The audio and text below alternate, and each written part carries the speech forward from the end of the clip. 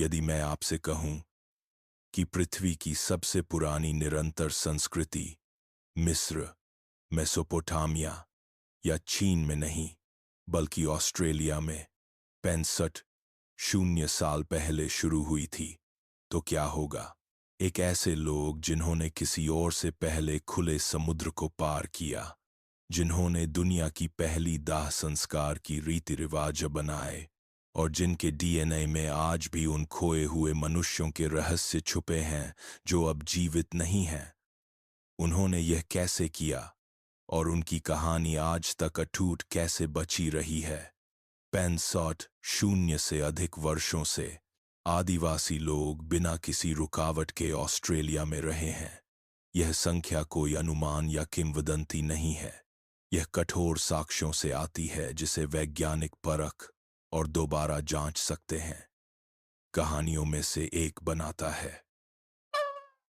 यह अनूठा है क्योंकि अतीत न केवल संस्कृति और शिक्षा में याद रखा गया है, बल्कि लोगों द्वारा बनाई गई वस्तुओं में और आज उनके वंशजों के डीएनए में भी दर्ज है। जब हम इस रिकॉर्ड को देखते हैं तो हमें लंबी निरंतरता, प्रारंभिक कौशल और कई पीढ़ियों तक ज्ञान को बनाए रखने की मजबूत प्रणालियां दिखाई देती हैं। यह वैश्विक इतिहास के लिए महत्वपूर्ण है क्योंकि यह इस बारे में पुराने विचारों को बदलता है कि प्रारंभिक लोग कैसे चले, सीखे और अनुकूलित हुए। यह बहुत प्रारंभिक काल में नियोजित समुद्री यात्रा, बहुत प्रारंभिक काल में जटिल अनुष्ठान और भाषा, भूमि और पारिवारिक समूहों के बीच गहरे संबंधों को दिखाता है जो हजारों वर्षों तक स्थिर रहे। यह भी दिखाता है कि जलवायु में बड़े बदलाव और संपर्क ने इन प्रणालियों के मूल को मिटा नहीं दिया। इसके बजाय कई मुख्य विशेषताएं बनी रहीं जो शोधकर्ताओं को गहरे अतीत से वर्तमान तक स्पष्ट रेखाओं का पालन करने देती हैं। लेकिन हमें कैसे पता चलता है कि यह वास्तव में इतने पीछे तक जाता है? इसका जवाब पत्थर और डीएनए में दफन है। उपकरण और रंगद्रव्य तारीखों की पुष्टि करते हैं।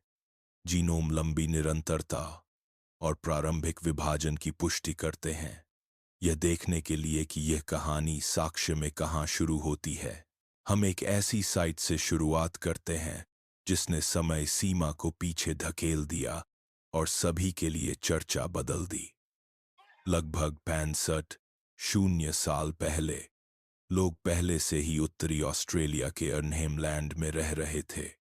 मडजेडबेब की साइट पर शोधकर्ताओं ने पत्थर के उपकरण और अन्य निशान उजागर किए जो इसे साबित करते हैं।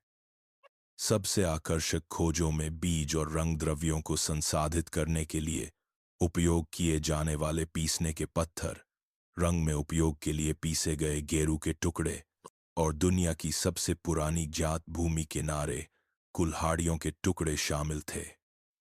ये खोजें दिखाती हैं कि पहले ऑस्ट्रेलियाई केवल एक कठोर भूमि में जीवित रहने के लिए संघर्ष नहीं कर रहे थे।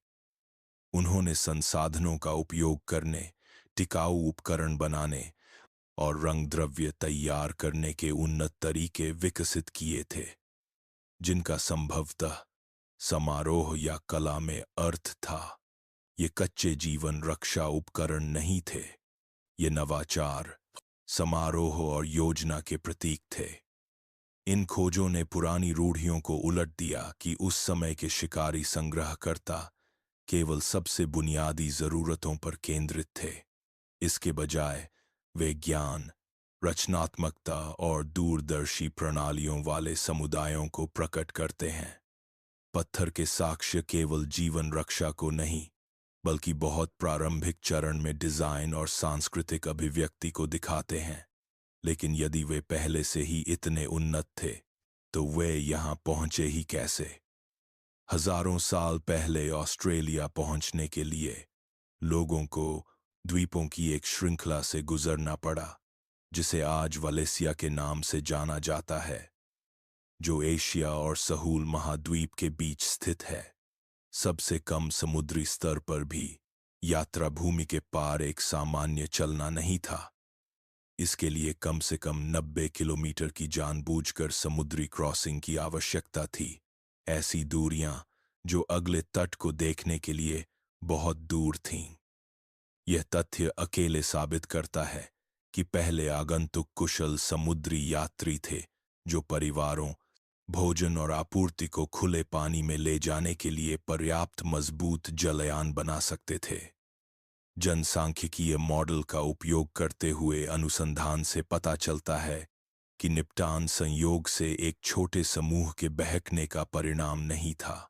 इसके बजाय इसने सैकड़ों, यहां तक कि हजारों लोगों के साथ संगठित अभियानों को लिया जो बार बार क्रॉसिंग कर रहे थे।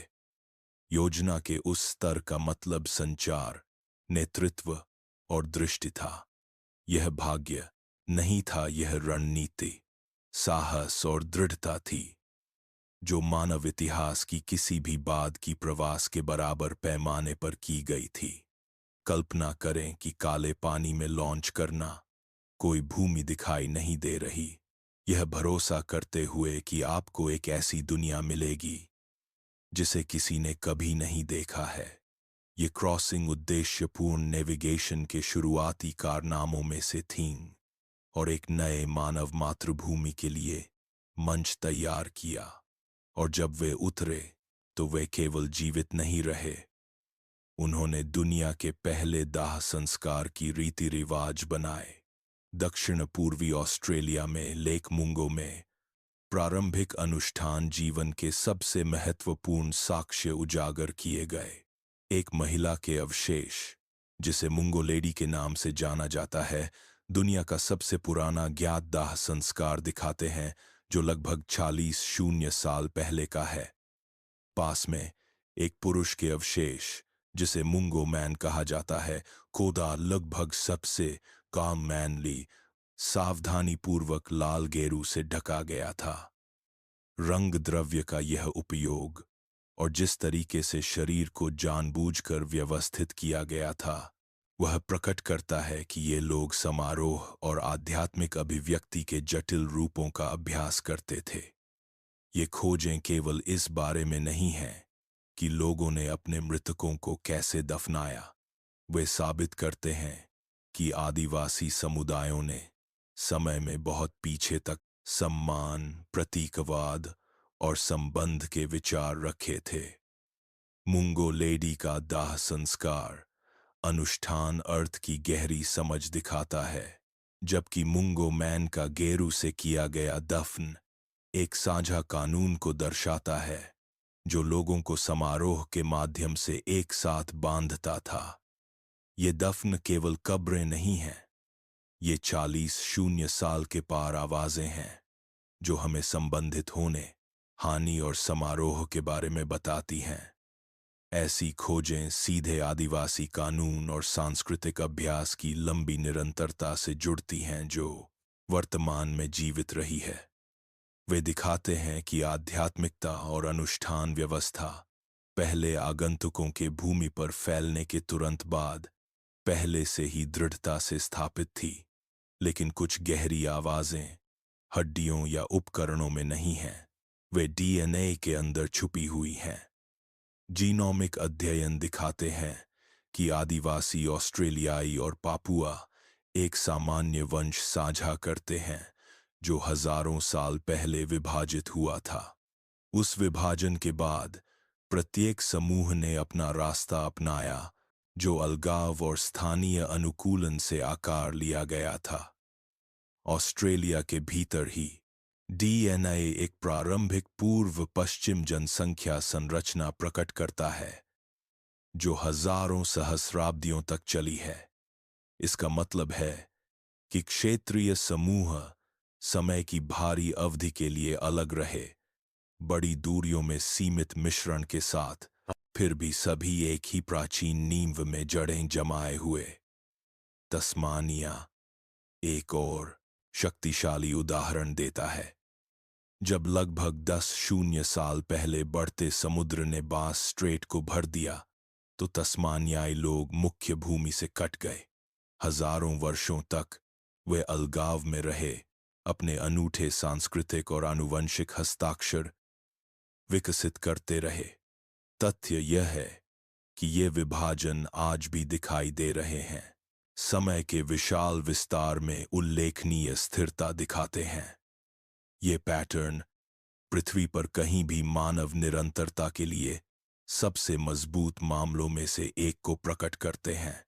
डीएनए साक्ष्य इस बात की पुष्टि करते हैं जो पुरातत्व और संस्कृति भी सुझाते हैं। आदिवासी ऑस्ट्रेलियाई किसी भी लोगों के भूमि के साथ सबसे गहरे, सबसे निरंतर संबंधों में से एक रखते हैं। और फिर मोड़ आता है आदिवासी जीनोम के अंदर उन लोगों के टुकड़े हैं जो अब आसपास भी नहीं हैं। जब वैज्ञानिकों ने आदिवासी ऑस्ट्रेलियाई डीएनए में गहराई से देखा तो उन्होंने प्राचीन रिश्तेदारों के निशान पाए जो अब मौजूद नहीं हैं। जीनोम का लगभग 3 से 6% डेनिसोवन से आता है, जो एक रहस्यमय समूह है जो कभी एशिया में रहता था, जबकि छोटी मात्रा निएंडरथल से आती है। ये टुकड़े यादृच्छिक बचे हुए नहीं हैं, उनमें से कई ने जीवन रक्षा के लिए वास्तविक फायदे दिए। प्रतिरक्षा शक्ति और उष्णकटिबंधीय वातावरण के अनुकूलन से जुड़े जीन ने प्रारंभिक ऑस्ट्रेलियाई लोगों को नई थी जलवायु, बीमारियों और परिदृश्यों का सामना करने में मदद की। एक तरह से ये अनुक्रम खोए हुए चचेरे भाइयों से उद्धार लिए गए जीवन रक्षा सुपर पावर की तरह काम करते हैं। वे दिखाते हैं कि मानव इतिहास हम और वे के बीच एक स्वच्छ विभाजन नहीं था। इसके बजाय मुठभेड़ें, आदान प्रदान और विरासतें थीं जो आज भी लोगों में जीवित हैं। हर सांस आज हर दिल की धड़कन भुलाए गए जंगलों में प्राचीन मुठभेड़ों की फुसफुसाहट ले जाती है। यह छुपी हुई वंशावली निरंतरता की कहानी में गहराई जोड़ती है, यह साबित करते हुए कि आदिवासी ऑस्ट्रेलियाई अपनी प्राचीन विरासत और उन पहले के मनुष्यों की विरासत दोनों रखते हैं जिनसे वे कभी मिले थे। लेकिन डीएनए केवल आधी कहानी है। दूसरी आधी आज भी बोली जाने वाली भाषाओं में जीवित है। भाषाएं आदिवासी ऑस्ट्रेलिया की गहरी कहानी में एक और परत जोड़ती हैं। महाद्वीप के लगभग 90% हिस्से में लोग एक विशाल भाषा परिवार की शाखाएं बोलते थे जिसे पामा न्यूंगन कहा जाता है। यह व्यापक रूप से फैला, सैकड़ों अलग रूपों के साथ, फिर भी इसमें साझा विशेषताएं थीं जो समुदायों को विशाल दूरियों पर जोड़ती थीं। हालांकि सुदूर उत्तर में अन्य भाषा परिवार अपनी जगह पर बने रहे, यह दिखाते हुए कि ऑस्ट्रेलिया कभी एक भाषा से नहीं बल्कि परंपराओं के एक मोज़ेक से आकार लिया गया था। जब भाषाविद इन भाषण पैटर्न की तुलना आनुवंशिक साक्ष्य से करते हैं तो वे एक आकर्षक मैच पाते हैं। डीएनए में देखे गए वही पूर्व पश्चिम और क्षेत्रीय विभाजन भाषा में भी दिखाई देते हैं। इसका मतलब है कि पहचान, संस्कृति और परिवार की सीमाओं को हजारों वर्षों तक साथ साथ संरक्षित किया गया, जिससे लोगों ने अपने और अपने पड़ोसियों को कैसे देखा, इसे आकार दिया। हर शब्द एक नक्शा है और मिलकर वे ऑस्ट्रेलिया की मानवीय कहानी को फिर से खींचते हैं। भाषाएं केवल संचार के उपकरण से कहीं अधिक थीं। वे कानून, ज्ञान और भूमि से संबंध रखती थीं। वे सामाजिक जीवन और स्मृति के लिए गाइड का काम करती थीं। और ये नक्शे केवल भाषण का मार्गदर्शन नहीं करते थे, वे प्रौद्योगिकी, जीवन रक्षा और नवाचार का मार्गदर्शन करते थे। आदिवासी समुदाय नवाचार करता थे जिन्होंने उपकरण और भूमि दोनों को आकार दिया। पुरातत्वविद माइक्रोलिथ और बैक्ट कलाकृतियां पाते हैं छोटे, तेज पत्थर के टुकड़े जो लकड़ी या राल में सेट करने के लिए डिजाइन किए गए हैं, जो हल्के और लचीले समग्र उपकरण बनाते हैं। ये वस्तुएं कहीं और से उधार नहीं ली गई थीं। वे अलग अलग क्षेत्रों में अलग अलग समय पर उभरीं, ये दिखाते हुए कि लोगों ने स्वतंत्र रूप से समस्याओं का समाधान किया और स्थानीय परिस्थितियों के अनुकूल हो गए। इससे भी अधिक आकर्षक यह था कि उन्होंने भूमि का प्रबंधन कैसे किया।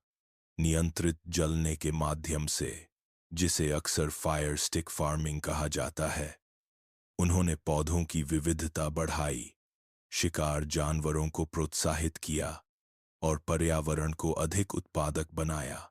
जो बाद के बाहरी लोगों को अछूता जंगल लगा, वह वास्तव में सावधानीपूर्वक प्रबंधित देश था जो अनगिनत पीढ़ियों से पारित ज्ञान द्वारा बनाए रखा गया था।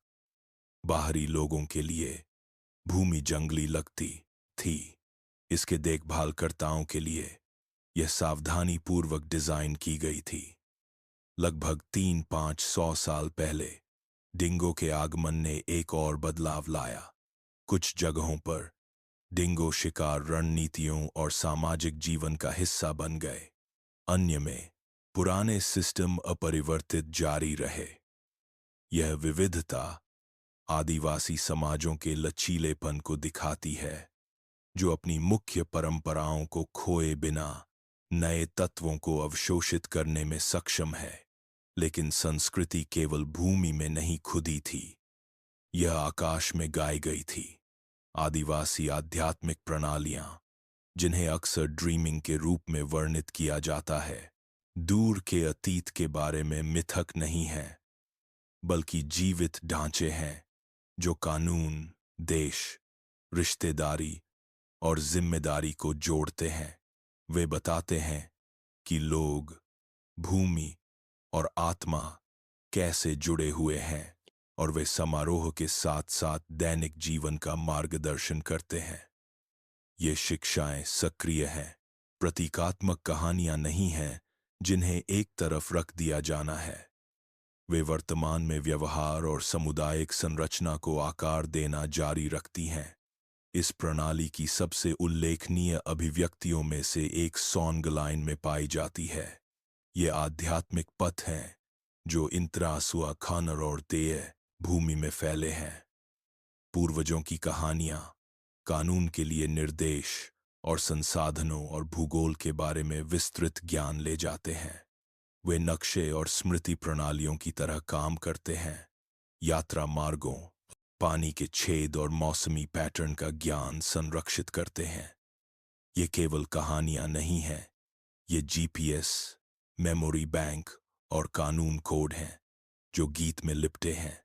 सॉन्गलाइन अतीत, वर्तमान और भविष्य को एक साथ बांधते हैं, यह सुनिश्चित करते हुए कि ज्ञान कभी नहीं टूटता और हमेशा अगली पीढ़ी को आगे बढ़ता रहता है। वे पवित्र और व्यावहारिक दोनों हैं, आवाज और समारोह के माध्यम से दुनिया को एक साथ रखते हैं। और जैसे उनकी आवाजों ने भूमि को चित्रित किया, उनके हाथों ने चट्टानों को चित्रित किया।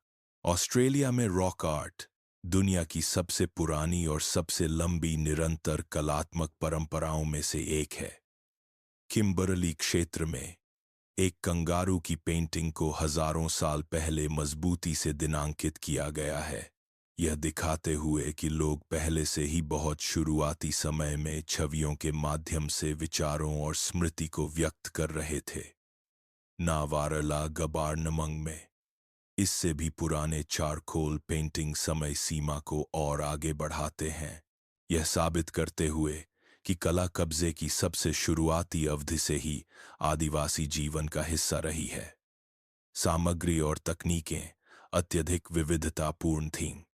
लोगों ने जीवंत रंगों के लिए गेरू रंग द्रव्य का उपयोग किया, पत्थर में डिजाइन उत्कीर्णित किए, हाथों या वस्तुओं के चारों ओर रंग द्रव्य उड़ाकर स्टेंसिल बनाए और यहां तक कि मोम से आकृतियां भी बनाईं।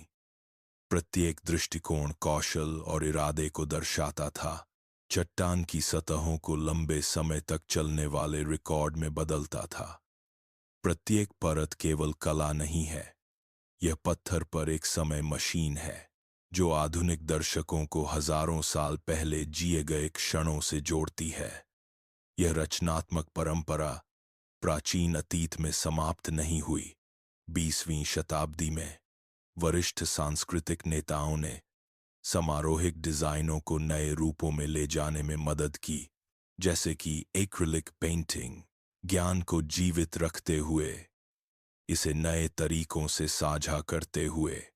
प्राचीन चट्टान आश्रयों और आधुनिक कैनवास के बीच निरंतरता समय के विशाल विस्तार के माध्यम से एक अटूट सांस्कृतिक धागे को दिखाती है।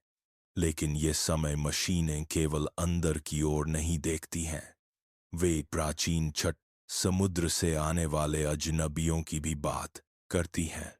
यूरोपीय लोगों के आने से बहुत पहले उत्तरी आदिवासी समूह सुलावेसी के मकस्सान व्यापारियों के संपर्क में थे।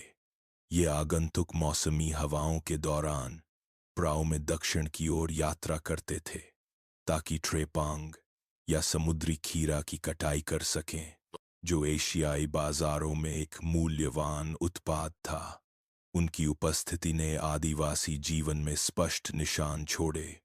मक्सिसान भाषाओं से उद्धार शब्द स्थानीय भाषण में दाखिल हुए, रॉक आर्ट में नए कलात्मक रूपांकन दिखाई दिए और धातु उपकरण और अन्य व्यापारिक वस्तुएं दैनिक उपयोग का हिस्सा बन गईं। फिर भी यह एक तरफ देने और दूसरी तरफ निष्क्रिय रूप से प्राप्त करने का मामला नहीं था।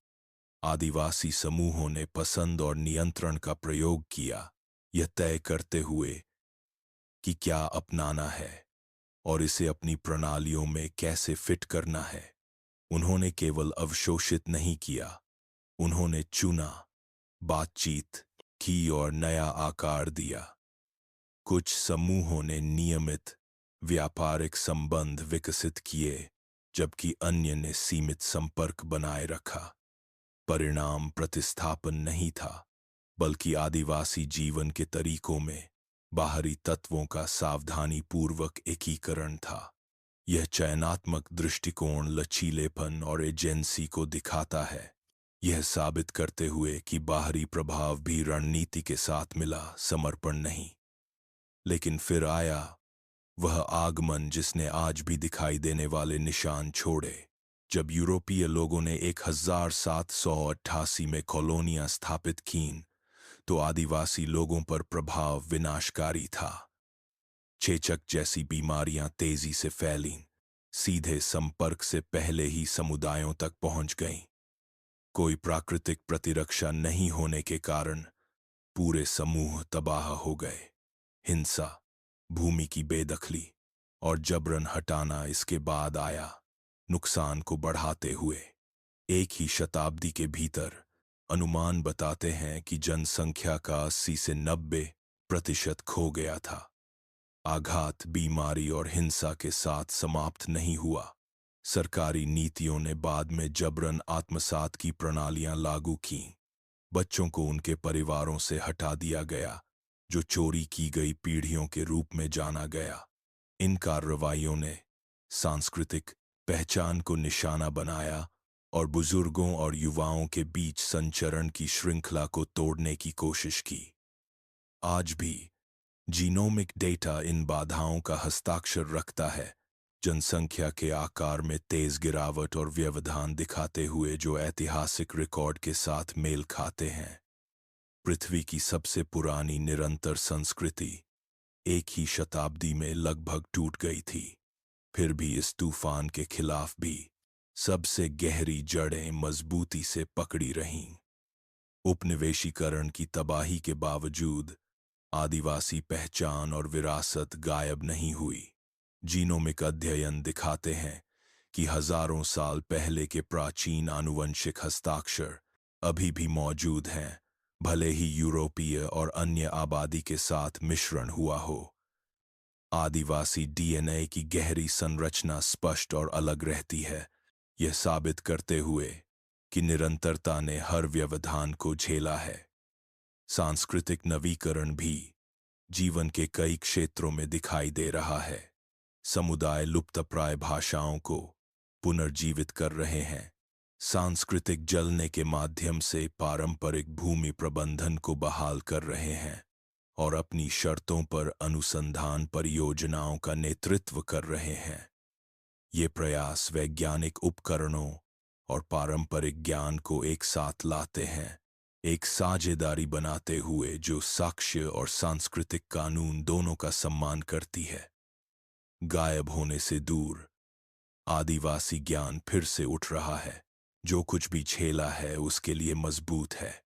यह लचीलापन हमें बताती है कि आदिवासी संस्कृति केवल जीवन रक्षा के बारे में नहीं है, बल्कि नवीकरण, अनुकूलन और वर्तमान में नेतृत्व के बारे में है। और यह हमें क्या बताता है? केवल ऑस्ट्रेलिया के बारे में नहीं, बल्कि मानवता के बारे में। 65 से अधिक वर्षों से आदिवासी ऑस्ट्रेलियाई लोगों ने अपनी भूमि और संस्कृति के साथ एक अटूट संबंध बनाए रखा है। साक्ष्य पत्थर के उपकरणों, प्राचीन दफन, डीएनए, भाषाओं, कला और जीवित परंपराओं से आते हैं, जो शुरुआती आगंतुकों को आज के समुदायों से जोड़ते हैं। यह विरासत केवल जीवन रक्षा को नहीं दिखाती, बल्कि पृथ्वी पर किसी भी लोगों के लिए ज्ञात सबसे लंबे समय तक निरंतरता दिखाती है।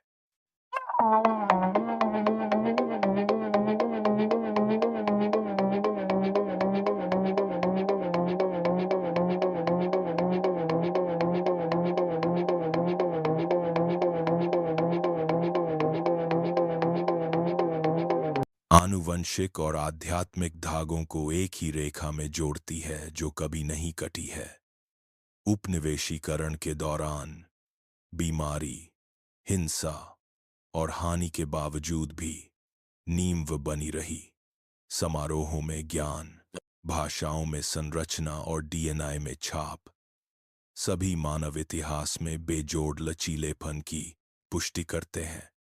जब बड़ी मानव यात्रा के हिस्से के रूप में देखा जाता है, तो यह हमारी सबसे बड़ी उपलब्धियों में से एक का प्रतिनिधित्व करता है। हजारों साल तक जीवित रखे गए अनुकूलन, रचनात्मकता और कानून का रिकॉर्ड। यह पुरातत्व से कहीं अधिक है, विज्ञान से कहीं अधिक है, कहानी से कहीं अधिक है। यह एक जारी सच्चाई है जो अतीत, वर्तमान और भविष्य को जोड़ती है। भूमि, खून, भाषा और कला में लिखी गई एक कहानी आज भी जीवित है।